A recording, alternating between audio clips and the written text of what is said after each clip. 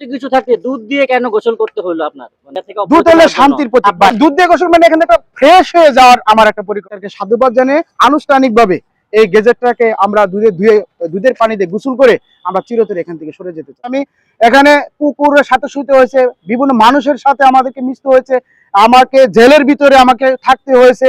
এই আন্দোলনটা করতে এসে আমরা এই সমস্ত বিষয়গুলো ফেস করছি। চাচ্ছি একটা আনুষ্ঠানিকভাবে সুন্দর করে দুধ দিয়ে গোসল করে এই আন্দোলন থেকে আমরা মুক্ত হতে চাচ্ছি। মামলা হামলা, তারপরে আপনারা জানেন কুত্তার সাথে শুয়ে অনশন করে জীবন বাজি রেখে এই আন্দোলন করেছি। আন্দোলন করতে গিয়ে পরিবার সংসার অর্থ জীবনে সবকিছু এখানে বিসর্জন দিয়েছি।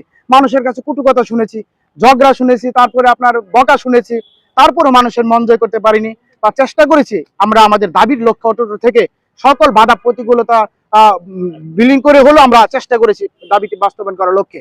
তবুও সরকার যেহেতু 35-এর জায়গায় আংশিক 32 একটা গেজেট তারা করেছে, এই মুহূর্তে আমরা আমাদের পক্ষ থেকে সরকারকে সাধুবাদ জানিয়ে আনুষ্ঠানিকভাবে এই গেজেটটাকে আমরা দুধের পানি দিয়ে গোসল করে আমরা চিরতরে এখান থেকে সরে যেতে চাচ্ছি। রাস্তায় অনেকে আছে ব্যানার দেখবেন, সে ব্যানারটা কিসের?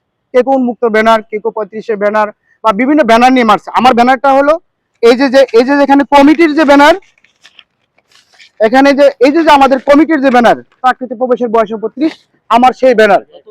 এই ব্যানার নতুন ব্যানার না, অনেকে 51 জনের মধ্যে তো আপনি এককভাবে এখানে আছেন, বাকিগুলোর সাথে কথা হচ্ছে, অনেকে জবে চলে গেছে, আমার পাশে আছে, এই যে আমার সাথে মামলা খেয়েছে তারা আছে।